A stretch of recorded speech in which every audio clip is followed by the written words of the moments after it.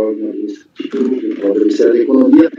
Estamos nas nossas sessões desse mês de março, terça, quarta e quinta-feiras. Estou cumprimentando em Brasília a Val, que está fazendo o suporte, nosso apoio, e cumprimento os colegas conselheiros que participarão dessa sessão de julgamento. Conselheiro Marco Rogério, bom dia. Bom dia, senhor presidente, bom dia demais colegas conselheiros e bom dia ao pessoal do suporte aí do CARF, representado hoje pela Val. Conselheiro Leonardo Luiz Pagano Gonçalves. Bom dia, Pagano. Bom dia, presidente. Bom dia, demais colegas. Bom dia, pessoal do suporte do CARF. Bom dia a todos. Tem algum microfone com microfonia, gente, só para alertar, né? Para a gravação.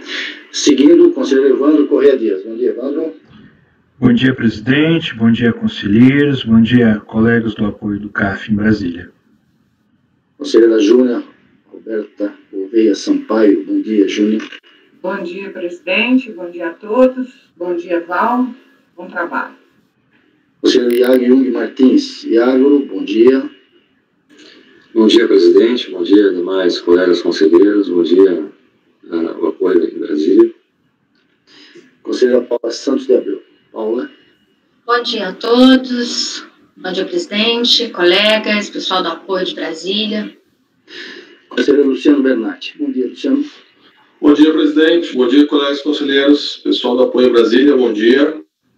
Muito bem. Iniciamos as nossas sessões com os processos na sequência. Vão existir hoje, todos os dias, algumas sustentações orais e alguns acompanhamentos. Nós vamos iniciar com os itens 1 e 2 da pauta. É um processo repetitivo, o rito repetitivo da conselheira relatora da conselheira Paula Santos de Abreu, recorrente a Biller S.A. Vai haver acompanhamento pela doutora Camila. Então, eu peço ao Val que convoque a patrona para a comparecência. Item 1 a 2 da pauta. Camila, seu processo será julgado agora. Por favor, verificar a mensagem privada no chat. Obrigada, Val.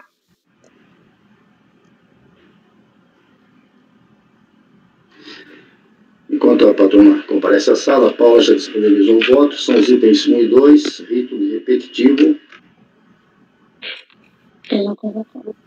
Ok. Doutora Camila. Bom dia, doutores. Doutora Camila, bom dia. A senhora está me ouvindo? Estou sim. Tudo bem. A senhora vai acompanhar o julgamento do processo. São os itens 1 e 2 da pauta. Relatoria da conselheira Paula. Por favor, Paulo, o relatório e o voto, porque a patrona vai apenas fazer o acompanhamento. Obrigada. Bom dia. Esse é um caso de compensação, onde a recorrente quer que seja homologado um ADCOMP no valor de R$ 5.168, com crédito de CSRF, num valor original de R$ 3.950, que ela alega ter pago em duplicidade em 2011. A DRJ, quando ela foi analisar o pedido da recorrente, ela verificou que houve um pagamento, os pagamentos informados pela recorrente, mas entendeu que não era possível verificar ou comprovar o crédito alegado em razão de outros elementos, né? Mas ela não indicou como é que a recorrente poderia ter confirmado essa existência e a disponibilidade do crédito. A recorrente, em sede de recurso voluntário, por exemplo, ela junta DARF, livro razão, DCTF retificadora, toda aquela documentação que a gente normalmente tem aceitado para poder fazer uma diligência. E aí, já seguindo, né, os julgamentos anteriores e a jurisprudência dessa turma, o meu voto é no sentido de converter o julgamento em diligência para que a unidade de origem possa verificar a disponibilidade e a existência desse crédito. Então, sendo bem rápida, né, esse é um caso que a gente já tratou algumas vezes, e quando a recorrente junta a documentação, a gente tem aceitado a avaliação para verificar a existência e a disponibilidade do crédito. Proposta da relatora, converter em diligência. Alguém discorda? Quer se manifestar a respeito? Unânime, convertido em diligência, julgamento encerrado. Doutora? Ok?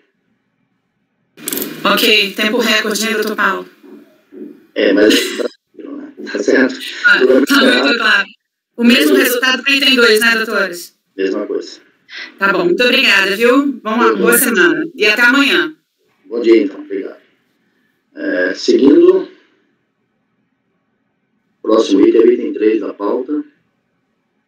Desculpa, não é o 3, não. Deixa eu ver aqui qual é o item aqui. É o item 10, da relatoria da conselheira Júnior, 10 e 11. Na verdade, são 16 processos, né, Júnior? Vai do item 10 ao item 25. Eu não sei por que esses processos, antes de colocar a patrona, eles estão separados, alguma coisa diferente um do outro, Júnior? Está sem microfone. Tem sim. Inclusive, se não me engano, são até patronos distintos. A situação é um pouco diferente. Todos os dois têm a ver com perder compra, mas as situações são distintas. Tá bom, então nós vamos julgar primeiro o 10 e o 11, depois o 12 ao 25. Vou pedir então a volta da doutora Larissa. Eu acho que tirou de pauta, viu, Ciccone, alguns. Por que não?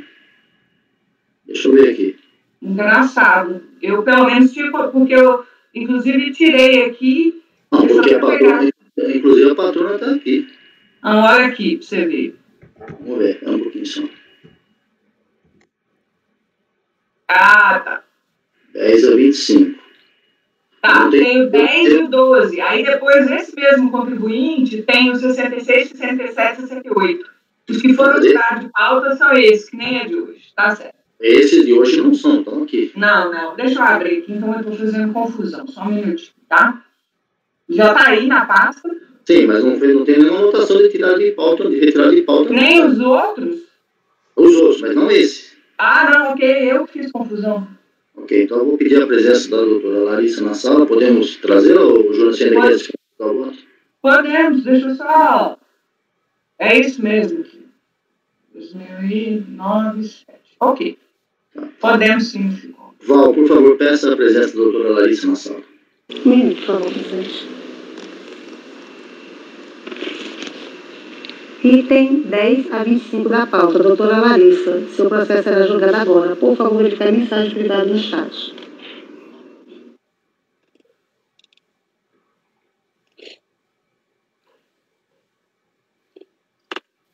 Item 10 a 25 da pauta, doutora Larissa. Seu processo será julgado agora. Por favor, verificar a mensagem privada no chat.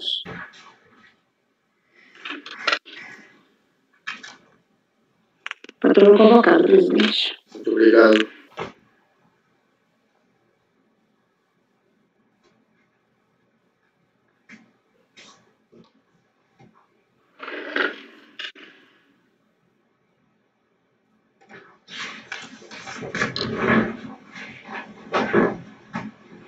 Nada ainda.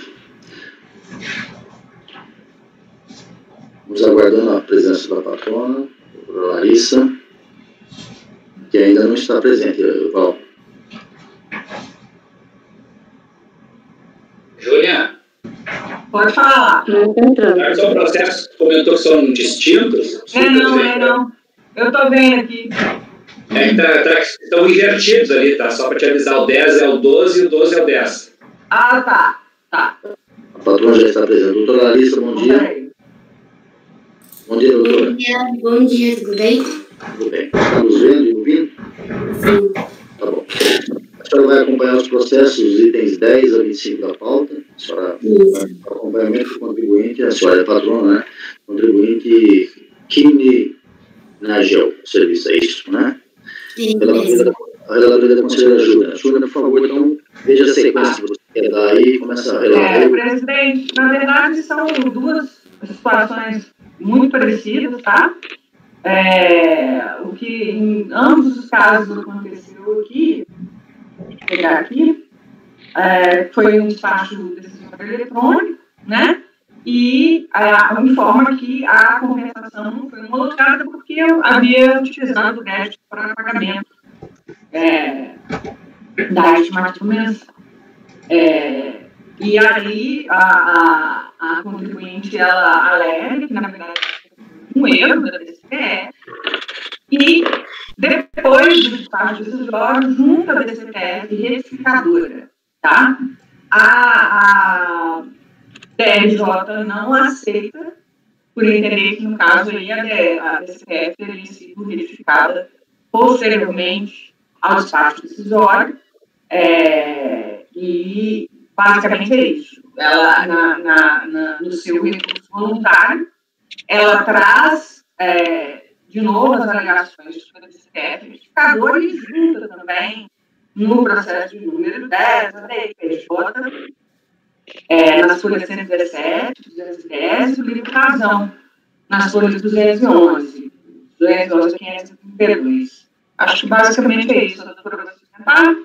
Não, só acompanhamento. Não, então poderíamos direto no voto. Pode. O recurso preenche os pressupostos de admissibilidade devem ser conhecidos. Conforme exposto no relatório, trata o presente.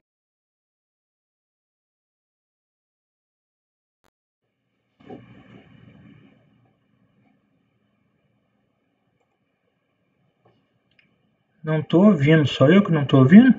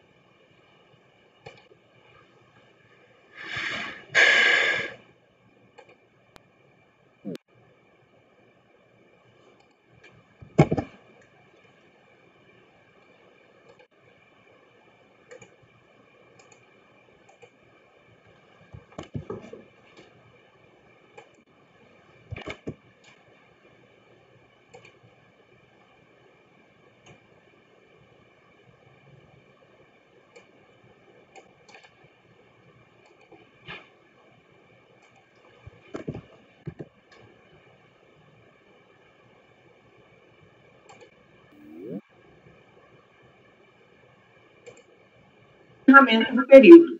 No entanto, por equívoco, a recorrente acabou formalizando o seu crédito com base nas guias de recolhimento referentes a cada valor devido a título de antecipação.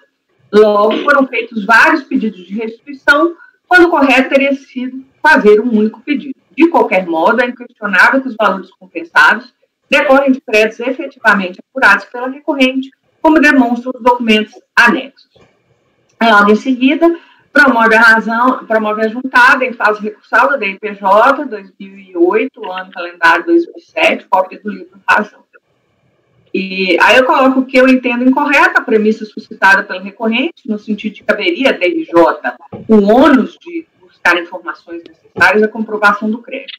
Isso porque, diferentemente dos processos decorrentes de auto de infração, nos processos que versam sobre perdeconte, o ônus probatório quanto ao crédito pleiteado recai sobre o contribuinte, devendo apresentar elementos fáticos aptos a comprovar o alegado direito.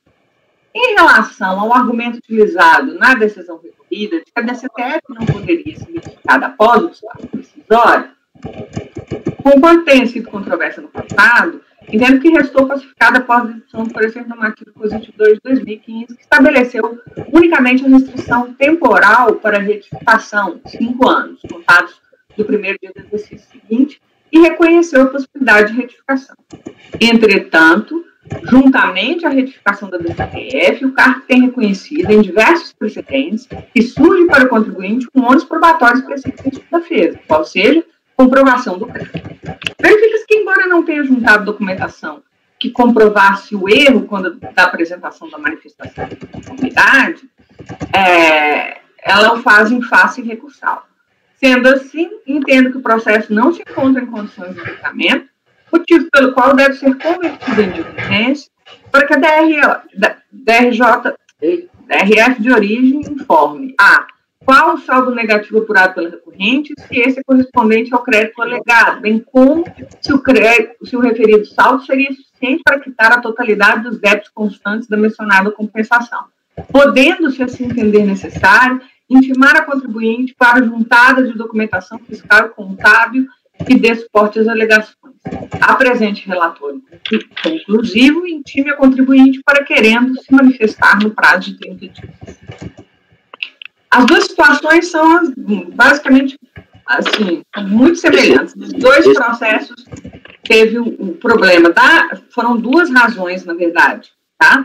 Que a TRJ aponta.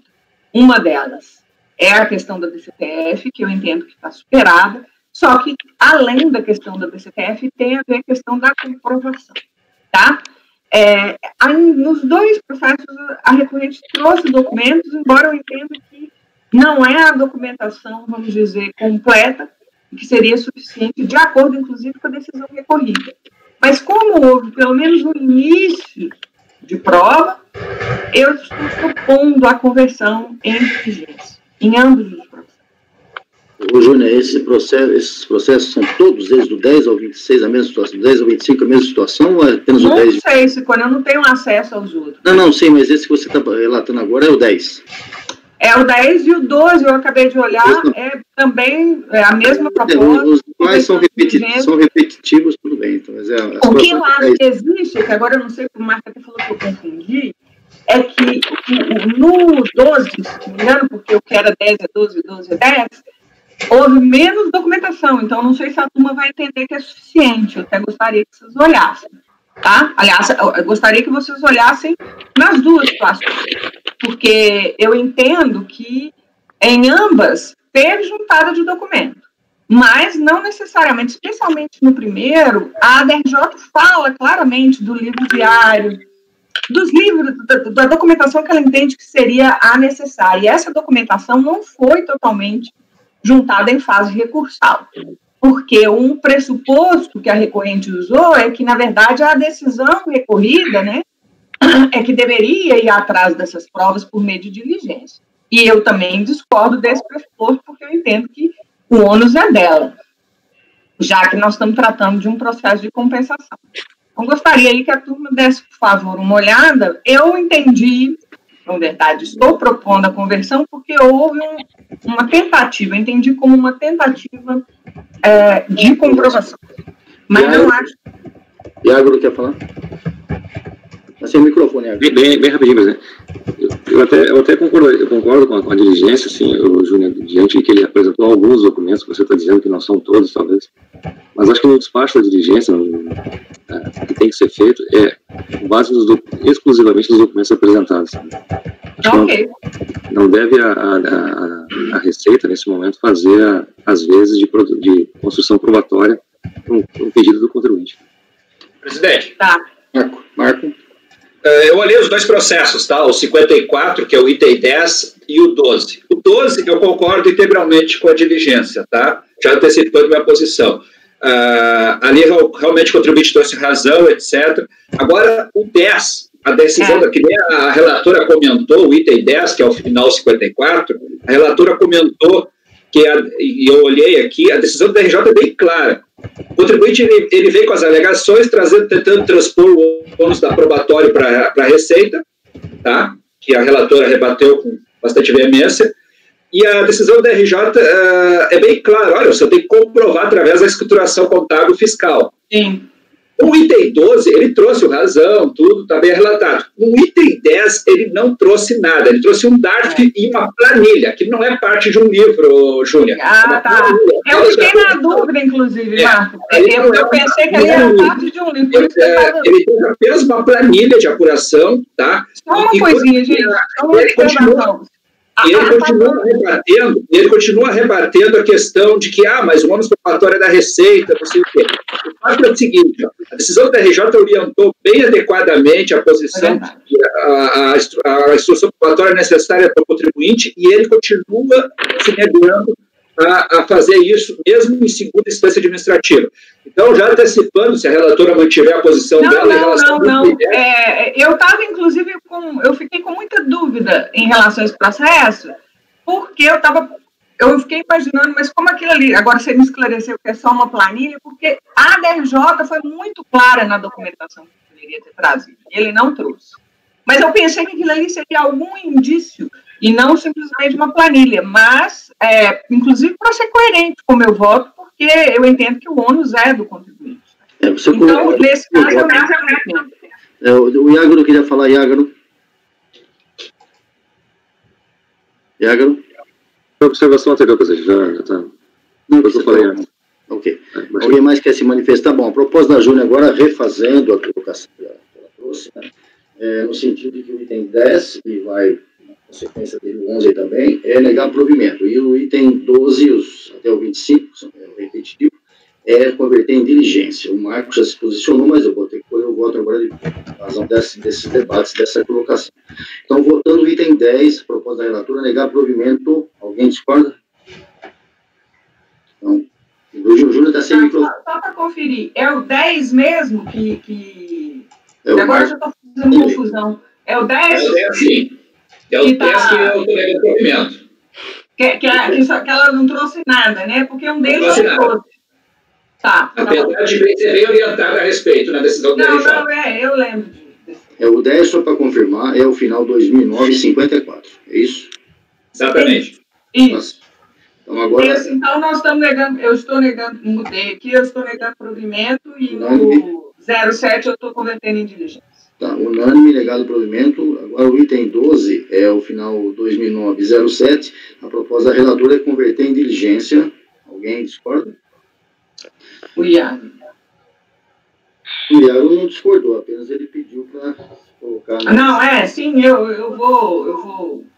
Para que o contribuinte não comece a largar a prova para o contribuinte que ele já deveria ter feito. É isso que está, a posição do Iago está clara. Ok. Então, em relação ao os itens 12 a 25, convertido em diligência. Julgamento encerrado, entendido, doutora? Muito obrigado pela sua presença, tenha um bom dia. Obrigada, bom dia. Bom dia. Julgamento encerrado, deixa eu fazer as anotações aqui, seguindo.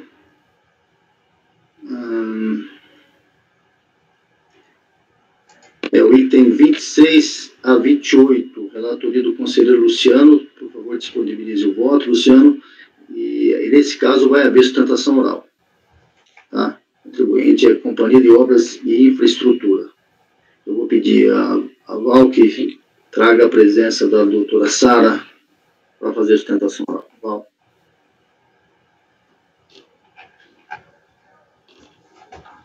Oi, Val.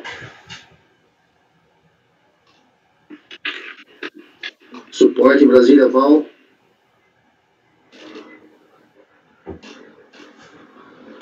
Oi, Val. Em privilégio, eu vou convocar. 1 minuto, por favor. Por favor. Item 26 a 28 da pauta. Doutora Sara Oliveira. Seu processo será julgado agora. Por favor, verificar a mensagem privada no chat.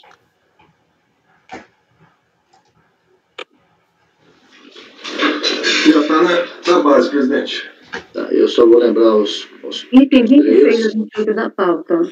Doutora Sara Oliveira, por favor, seu processo será julgado agora. Verificar a mensagem privada no chat. Doutora convocada, presidente. Obrigado. Só vou lembrar os conselheiros para que permaneçam com os microfones fechados em todas as circunstâncias e agora mais do que nunca quando ela vai se manifestar. Né? Doutora Sara, bom dia. Bom dia. Vocês me escutam bem? Perfeitamente. A senhora está me ouvindo? Sim. Tá. Nós vamos julgar o processo que a senhora é patrona. São os itens 26 a 28 da pauta. Contribuinte é Companhia de Obras, né? Infraestrutura e a relatoria do conselheiro Luciano Bernardi. Luciano vai fazer um breve relato, depois a senhora tem o tempo regimental para fazer a sua sustentação oral. Perfeito? Então tá bom. Luciano, por favor, o relatório, o breve relatório, depois a palavra com a patrona. Gente, só uma questão aqui, o 26 é de minha relatoria, né? O 27... é da minha relatoria porque é repetitivo, né? Isso é só regimentar. Ah, perfeito. Tá ótimo, então. Tá bem, vou fazer um breve relato, então, aqui, depois eu passo a palavra para a patrona. Bom, trata-se de um recurso voluntário, em virtude de uma compensação não homologada. Houve uma manifestação de conformidade. A manifestação de conformidade alega, em suma, que o despacho decisório é superficial, pois não houve qualquer diligência, não foi intimada a comprovar a existência do crédito, alega a verdade material, ou seja, o fisco teria a responsabilidade de apurar todos os fatos. houve erro no preenchimento da declaração, alega ainda que as alegações podem ser comprovadas por meio do LALUR. A DRJ, por sua vez, julgou pela improcedência da manifestação de conformidade, dos argumentos da manifestação de conformidade, basicamente alegando que o DARF foi devidamente alocado em débito informado em DCTF e que não houve a comprovação da existência do crédito. Lembrando que a ideia seria compensar o crédito proveniente de imposto pago no exterior. Aí temos o recurso voluntário, creio que a patrona pode assumir agora, colocando seus argumentos em relação ao recurso voluntário. Sim, eu vou compartilhar minha tela com vocês, porque tem uma apresentação. Vocês estão vendo minha tela? Sim. Bom dia, senhores conselheiros, senhoras conselheiras.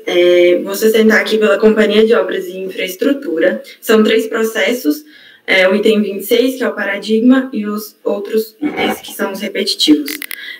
Como o próprio relator já adiantou, como ele só tem acesso ao item 26, a gente também vai fazer a sustentação concentrada neste item 26. O processo, como já relatado, ele é decorrente de declaração de compensação. O crédito é decorrente de estimativa mensal de imposto de renda, pessoa jurídica, referente a dezembro de 2010, com o objetivo de compensar com débitos de IRPJ de abril de 2011. Os créditos, eles decorrem de pagamento indevido de estimativa. Após a apuração anual e o computo de imposto recolhido no exterior, o contribuinte verificou que haveria ausência de recolhimento do imposto no período, mas ele já havia feito esse recolhimento por guias, então ele transmitiu esse PER para o aproveitamento do crédito. O despacho decisório, que foi corroborado pela DRJ, não homologou as compensações sobre o argumento de que as guias de recolhimento já teriam sido integralmente utilizadas para quitar os débitos declarados em DCTF. A DRJ ainda fala que, ainda que assim não fosse, os valores de tributo recolhido no exterior não estariam comprovados. O contribuinte, ele, cumprindo com suas obrigações, ele realmente declarou em DCTF um valor de estimativa mensal decorrente ao dezembro de 2010, que pode ser verificado no processo. Todos os documentos que eu vou mostrar o print aqui, eles estão encostados nos processos, seja em sede de manifestação de conformidade, alguns em sede de recurso voluntário. O contribuinte, ele declarou que teria que fazer um recolhimento de 74 mil de estimativa em dezembro de 2010, procedeu ao recolhimento em 2 guias, que podem ser resumidas aqui nesses 2 quadrinhos. No processo tem os comprovantes de arrecadação desse valor. Acontece que depois da apuração anual, ele verificou que com o lucro oferido no exterior e o tributo recolhido no exterior, não teria que ter recolhido nenhum tributo em relação ao período. Essa tabela também consta no recurso voluntário e explica como que foi feita essa apuração. Essa compensação de imposto pago no exterior, ela foi feita de acordo com o artigo 26 da Lei 9.245. No processo também consta a DIPJ, que demonstra que, após considerar os tributos pagos no exterior, não teria tributo a recolher nesse período. Agora eu vou passar um pouco a explicar como que foi feita essa apuração do lucro no exterior e esse tributo no exterior, de onde decorre. Em 2010, a Coicuba aferiu um lucro tributável de 4.222.000 de pesos cubanos, que também pode ser verificado pelo balancete consolidado que está no processo. A gente verifica aqui esse valor. Parte desse lucro, ele é decorrente da parcela aferida pelo consórcio Porto Mariel. Essa parte é de 6.531.000, que também tem documento que demonstra essa variação. O imposto de renda devido na época lá em Cuba era a alíquota de 30%, então o valor que deveria ser recolhido de acordo com o lucro oferido pela Coicuba seria de 1.959.000 pesos cubanos. Esse valor ele foi recolhido em 2 parcelas, uma parte em antecipação e outra parte em recolhimento na apuração final, como pode ser demonstrado aqui, documento que também está acostado no processo. Esse recolhimento ele foi feito em 4 parcelas, todos os comprovantes de recolhimento eles estão no processo também, aqui eu coloquei só o exemplo de um, que é da primeira parcela, mas os 4 parcelas estão no processo. Considerando que a Coicuba ela possui dentro desse consórcio Porto Mariel uma parcela de 50%, como também é possível verificar do contrato desse consórcio internacional, a Coicuba possui 50%, então o valor de um imposto pago, que foi pago no total de 1.959, referente à Coicuba, é de 979 mil pesos cubanos, que transformados em reais, que na época o câmbio estava de 1,66, também está no recurso voluntário esse câmbio. O valor recolhido no exterior foi de R$1.632.000. Desse valor, o contribuinte ele só aproveitou o valor de R$1.154.000 no seu imposto de renda no Brasil, que pode ser verificado na DIPJ, que já foi demonstrado, né, o que fez com que o valor a ser recolhido no ano calendário de 2010, após a apuração final, com as estimativas recolhidas no período, fosse zero. Outros documentos que o contribuinte acostou no processo que comprovam essa apuração e essa demonstração feita é o LALUR, o balancete consolidado, memória do cálculo do lucro real. O argumento da DRJ e do despacho decisório de que os recolhimentos eles já tinham sido utilizados integralmente para quitar tributo declarado do DCTF não pode ser mantido, porque o mero erro no preenchimento da declaração ele não pode impedir o aproveitamento do crédito do contribuinte, que foi devidamente comprovado por vasta documentação acostada no processo. Inclusive, essa já é a jurisprudência pacífica no CARF, tanto na terceira sessão, na primeira sessão, de que o mero erro no preenchimento de declarações não pode obstar o aproveitamento de crédito quando esse crédito foi comprovado por outros documentos. Diante disso, o contribuinte entende que restou comprovado o crédito aproveitado em P, motivo pelo qual o recurso voluntário do contribuinte tem que ser integralmente provido. Obrigada. Luciano, seu voto, por favor. Ok. Eu vou direto, presidente, para o item 3, parágrafo 7, na tempestividade e admissibilidade. O recurso ele é tempestivo e atende aos demais requisitos de admissibilidade. Portanto, conheço e passo a apreciá-lo. Parágrafo 9. A recorrente é a infração ao princípio da verdade material. A recorrente alega que a autoridade fiscal, ao perceber que o sistema teria mostrado a inexistência de crédito, deveria ter ido além na análise das declarações da contribuinte, para que, de forma inequívoca, pudesse comprovar que não existia direito ao crédito. A ausência de tais procedimentos teria caracterizado infração ao princípio da verdade material. Entende-se que o argumento da recorrente não procede. Não há previsão legal de que a autoridade deva esgotar todos os meios de comprovação da existência de crédito pleiteado em compensação. A constatação de que as alegações da contribuinte não condizem com o seu direito são suficientes para se proceder à não homologação nos termos feitos. Também não houve infração à verdade material, pois não há de se confundir verdade material com o ônus da prova. A sistemática prevista pelo artigo 74 da Lei 9.430 de 96 se constitui com a apresentação de declaração de compensação por parte do contribuinte. No pedido, deve o requerente informar o valor, a origem e demais informações necessárias à constatação e confirmação dos créditos que servirão para compensar os débitos. Caso haja algum equívoco por parte do requerente que impeça a homologação da compensação, não tem o agente fiscal a responsabilidade de proceder a diligências de forma a tentar encontrar o crédito em favor do contribuinte. Deve, sim, a autoridade fiscal informar ao requerente que o pedido não foi homologado e o motivo. A partir disto, cumpre ao pleiteante identificar qual teria sido o eventual equívoco, seu ou da autoridade, cabendo ao contribuinte ainda demonstrar os motivos que justificariam a reforma do despacho. No presente caso, foi isso que aconteceu. A requerente apresentou declaração de compensação, sobre a qual a autoridade entendeu haver empecilho para efetivar a homologação e a negou. A recorrente apresentou manifestação de conformidade para comprovar o seu direito ao crédito. Assim, não se vislumbra qualquer infração ao princípio da verdade material, devendo o argumento da recorrente ser negado. Quanto ao mérito, parágrafo 12, origem do crédito. Uma questão que se coloca em relação ao crédito em discussão no presente processo é identificar a sua origem. A contribuinte alega, inicialmente, que o crédito seria proveniente do pagamento de estimativa mensal de IRPJ, referente ao mês de dezembro de 2010, folha 198. Entretanto, no mesmo parágrafo, a recorrente afirma que o valor somente foi constatado com o cômputo de imposto recolhido no exterior, após a apuração do imposto. Aí eu transcrevi aqui o que ela falou, colacionei. Do exposto, observa-se que não se trata de pagamento a maior de estimativa, mas sim de crédito de saldo negativo, que constitui origem diversa da alegação pela contribuinte. Apesar de serem identificados em momentos diferentes, pois o direito à devolução à estimativa passa a existir, em regra, em momento anterior ao direito creditório do saldo negativo, não se vislumbra que a indicação do crédito como sendo de estimativa no lugar de saldo negativo possa inviabilizar o pedido de compensação. Isto porque a correção da origem do crédito poderia ser feita por meio do retificador, e ainda porque a conjectura que forma o alegrado crédito não foi alterada, ou seja, os créditos e débitos da apuração anual.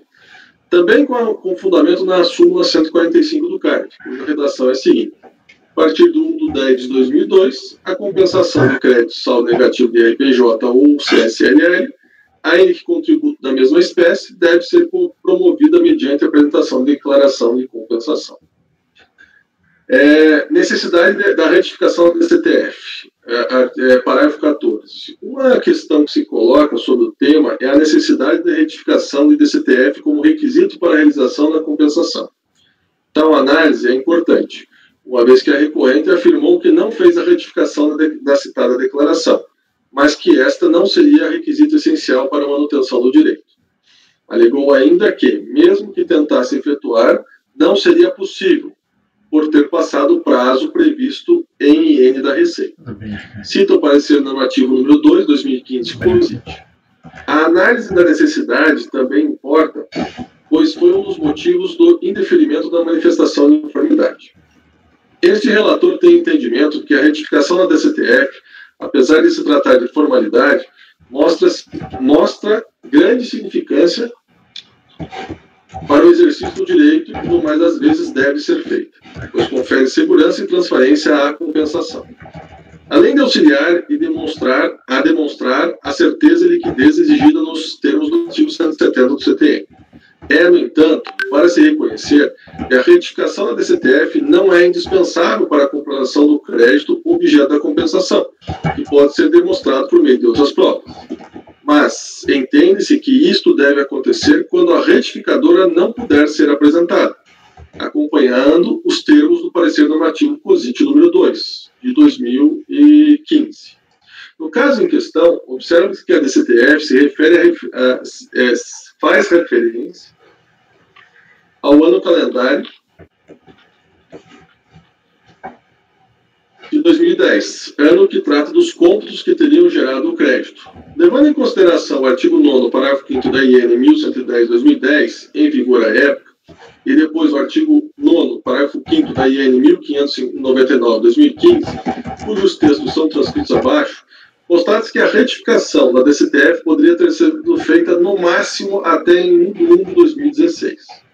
Tendo em vista que a DRJ julgou o caso em 30 de novembro de 2017, entendendo ser indispensável a retificação da DCTF, não seria mais possível a contribuinte fazê-la. Assim, entende-se que, neste caso, em vista da impossibilidade de fazer a citada retificação, não pode esta ser reconhecida como óbice para o exercício do direito. O mesmo pensamento se aplica à DIPJ. Comprovação do valor pago no exterior. Outro motivo que justificou a improcedência da manifestação de conformidade da contribuinte foi de que essa não teria comprovado o recolhimento do imposto pago no exterior. A recorrente junta a documentação e afirma que esta comprovaria os pagamentos. O artigo 26 da Lei 9.249/95 dispõe que, para fins de compensação, o documento relativo ao imposto de renda incidente no exterior deverá ser reconhecido pelo respectivo órgão arrecadador e pelo consulado da Embaixada Brasileira no país, em que for devido o imposto. Ainda que esses documentos tenham sido apresentados apenas no recurso voluntário, pois não haviam sido produzidos antes, conforme se observa nas datas dos registros de folha 246, e que eles não tenham sido traduzidos do espanhol para o português, que foi feito no contrato de folhas 278 e 302, tradução juramentada das folhas 267 e 277, com base no princípio da verdade material e pela possibilidade da compreensão dos documentos emitidos pelo Ministério de Relações Exteriores de Cuba, folhas 245, 246 e 260, 261, fazendo referência expressa aos comprovantes de recolhimento de tributos naquele país, folhas 247, 248 e 262 a 265, entende-se que houve comprovação do crédito pleiteado nos termos da lei, de forma que deve ser reconhecido tal direito em favor do contribuinte. Diante do exposto, voto no sentido de conhecer o recurso voluntário para, no mérito, dar-lhe provimento, de forma a reconhecer o direito creditório em favor da contribuinte no valor de R$ 44.838,92 de saldo negativo de IRPJ do ano calendário de 2010. É o voto, presidente. O propósito do relator é afastar as preliminares e, em mérito, dar provimento, matéria de prova. Vocês devem ter analisado os autos. Iago, que trabalhou bem nessa parte internacional, uma informação mais aí, acrescentar. Marco, Evandro. Estou olhando o processo aqui, presidente. Bem, a questão é a seguinte, né? A questão da consularização, as poucas vezes que a gente enfrentou essa matéria, né, a gente até, eu me lembro que era, geralmente a comprovação era via consularização. Mas também existe uma previsão, né, de que prove de que a tributação, a legislação do país que obriga aquela tributação. Isso aí substituiria. E acho que é isso que o contribuinte traz aqui, né? Ele traz a cópia dos recolhimentos, que às vezes não cada país tem uma política diferente para a DARF, né, a forma de recolhimento, mas ele também traz a legislação do país sobre tributação. Existe uma solução de consulta da COSIT, bem recente, de 2018, que está sendo aplicada até no CARF, eu estava olhando as decisões recentemente, que eu me lembro que as poucas vezes que eu enfrentei essa matéria, eu meio que baixava a gente meio que baixou até, eu acho, pessoalmente, do que eu relatei, mas a gente sempre baixou para consularizar. Só que houve uma mudança de posição recente dessa matéria, através dessa solução de consulta número 185 da COSIT, que permitiu outros meios de prova. E um delas é isso mesmo, o contribuinte trazer a legislação desse país, provando que há a tributação ali, e trazer a cópia do recolhimento, o comprovante do recolhimento. E não necessariamente, dependendo do país, que eu já falei, pode ser um DARF. E, a princípio, foi isso que o contribuinte comprova, aqui o relator está aderindo, né? Eu estou olhando aqui a legislação tal, tem a cópia do contrato juramentado. A princípio, é uma questão de prova que hoje a jurisprudência do CARF já está aceitando normalmente. A princípio, né? A não ser algum colega veja algum detalhe diferente do que eu estou vendo. Luciano, queria fazer alguma colocação, Luciano? Sim, presidente. Marco, mas foi apresentada na embaixada a documentação, tá? E a embaixada reconhece, por exemplo, na página... teve contradição, esse documento que eu não vi aqui. Tem. Nas folhas 246, por exemplo... Eu peguei uma peça do processo, então... Perfeito. Na folha 246, tem lá o selo da embaixada do Brasil em Havana. Tem. Tá. Eu não peguei pelo número do processo, né? Então eu estava olhando as peças só. Não tem problema. Mas tem, a embaixada... Eu sugiro que você fotografe essas folhas, 296 que você falou, e coloque no seu voto. Acho que é importante. Ok, presidente, pode ser. Mas essa tradução juramentada não é do consulado, não é, né? Não foi uma tradução. Ela foi um documento que foi reconhecido pela embaixada. Tem reconhecimento da embaixada? Marco, que são duas questões diferentes. A primeira é a consularização, a segunda é a tradução juramentada. A nossa jurisprudência da turma, ela era no sentido da tradução juramentada de documentos em língua estrangeira. A consularização é um outro requisito, que a portaria COSIT agora, ela fala que também existem outros meios de prova, entendeu? Acho que tem duas coisas distintas aí. Mas no caso, pelo que eu entendi, O relator, em vez de falar da tradução juramentada do documento que está em língua estrangeira, ele falou que são de fácil entendimento e consegue se extrair o entendimento, né, mesmo que seja em espanhol, que dá para a gente entender, é claro, que aquilo lá, tanto da legislação como da documentação, ela trata-se de recolhimento de imposto no exterior. Acho que foi isso o sentido. A tradução juramentada é uma coisa, a consularização é outra. É exatamente o que o Pagano falou. A consolidação está feita aqui. O segundo requisito, o relator ultrapassa porque ele diz que é compreensível os documentos apresentados. Por isso que na verdade, isso não poderia ser suplantado se não fosse essa posição que o Marco trouxe da solução de consulta aí, do parecer Positi, dizendo que existem outros meios de prova. Então, acho que dentre esses outros meios de prova, pode ser esse. A gente conseguiu entender o que está escrito aí, entendemos que isso é a que se refere o processo e vamos superar. Mas isso não era possível, não. Teria que haver realmente fundamentada. Né? O que ocorre é que eu acho que o Luciano não coloca isso, né? No teu voto, né, Luciano? Essa questão do quê? Da tradução juramentada que não tem. Você está dizendo o seguinte... Não, isso ele coloca. Dá para entender. Eu coloco isso. Eu suplanto isso. Eu falo, olha, dá para entender, se refere, porque é espanhol, e daí eu entendi que em virtude da verdade material eu conseguiria analisar os documentos. Se fosse em qualquer outra língua, mesmo que fosse possível entender, daí eu não teria feito isso. Mas como é espanhol e é muito próximo... Não, Luciano, mas o problema é o seguinte, a norma exige, pelo menos exigia, que fosse feita a tradução juramentada. Não basta a pessoa ser fluente na linguagem ou na língua que está escrito aí. Você não acabou de falar o espanhol, a gente consegue entender razoavelmente, mas poderia estar escrito em sânscrito.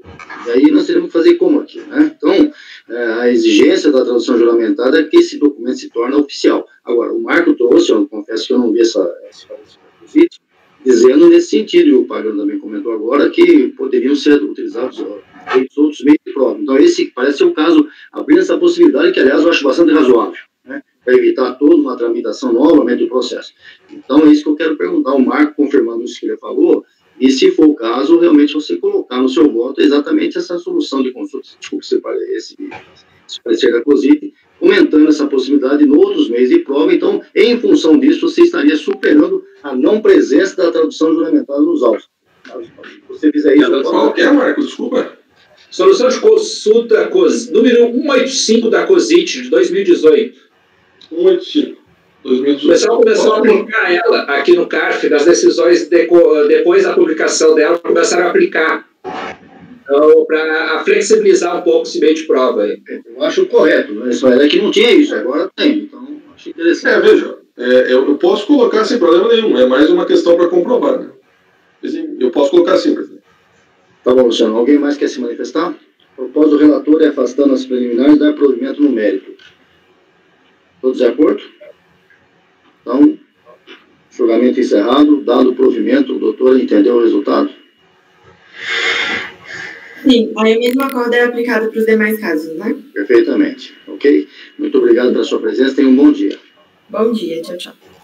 Julgamento encerrado. Seguindo, o que nós temos aqui, item 36, esse é o caso que o Murilo era o relator, e agora ficou com a redação ad hoc, o conselheiro Evandro, Companhia Siderúrgica Nacional. Evandro, você já está com esse voto disponibilizado? Na verdade, o voto é do Murilo, né, Evandro? Sim. Tá. Eu vou pedir... o número, desculpa. É o 36, 3612. Eu vou pedir a presença da doutora Suzy, que é a patrona do contribuinte, e vai fazer a sustentação oral. Nesse caso, é realmente sustentação oral. Val, por favor, item 36. Doutora Suzy. Ok, presidente. Por a convocação agora. Presidente, enquanto isso, esse voto não está disponibilizado ainda não. Eu vou verificar aqui, tá? Item 36 da pauta. Doutora Suzy Gomes, seu processo será julgado agora. Por favor, verificar a mensagem privada no chat. Item 36 da pauta. Doutora Suzy Gomes, seu processo será julgado agora. Por favor, verificar a mensagem privada no chat. Quem está comigo em Brasília agora? Patrona convocada, presidente. Quem está em Brasília agora? Não é a Val, né? Não, presidente, sou eu, Marco Antônio. Eu só fiquei um pouquinho no lugar dela. Só no momento, mas ela já está aqui já, tá? Então, tudo bem que eu chamei a Val e veio você, então corrigindo, tá? Obrigado, até mais. Ok. Evandro vai disponibilizando aí, na hora que você tiver ok, você diz o alô. Tá, eu tô com um probleminha aqui, eu tô tentando resolver aqui. Você quer que... Espera? Preciso precisar de uns minutinhos aqui. Depois faz um intervalo, né? Ô, Marco, Val. Vai lá, sua patrona já chegou. Bom dia. Doutora Suzy, bom dia. Doutora Suzy? Não a estou vendo nem ouvindo. Ai, meu Deus do céu.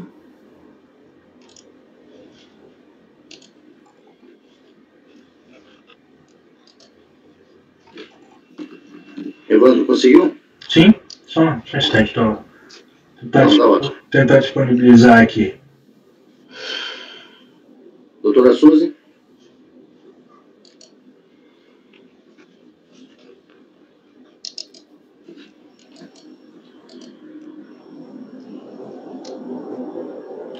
Bom dia, doutora. Agora eu a estou vendo, mas a senhora não está me vendo nem ouvindo, né, pelo jeito. Oi, doutora. Tem 36. Na pauta.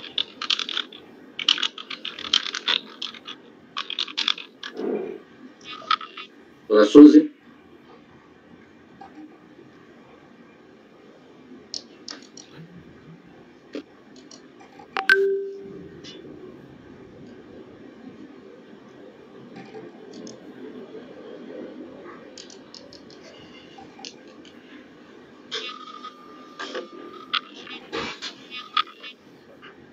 Val, nós não estamos ouvindo a patrona. Presidente, ela já se encontra na sala, eu estou vendo ela está configurando alguma coisa. Eu também estou vendo, mas eu não estou nem ouvindo, eu acho que ela também não está nos ouvindo. Não, ela também não consegue me ouvir, ela já saiu da sala de espera, não tem como falar com ela novamente, só se ela voltar lá. Entendi. Vamos guardar um pouquinho para ver se ela se conecta.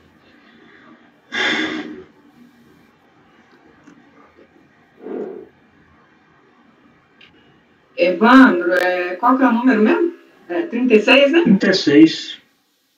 Tá. O item é 36. Já tá aí? Ele tá tentando, tá salvando, vamos ver se agora vai. Tá. É porque eu abri e não achei. Aham. Doutora Suzy. Vocês conseguem me ouvir? Agora sim, bom dia, doutora. Tá me ouvindo? Nossa, tá tudo muito lento aqui. Dá uma olhadinha, Júnior, vê se ele tá lá. Não consegui. Acho que foi. Doutora Suzy.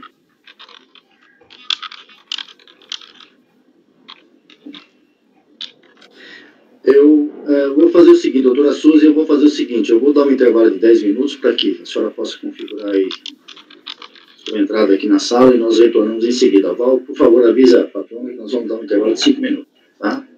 Tá, já está disponível, tá, presidente? Pode encerrar a gravação. Gravação encerrada, presidente. Obrigado. Quer te contar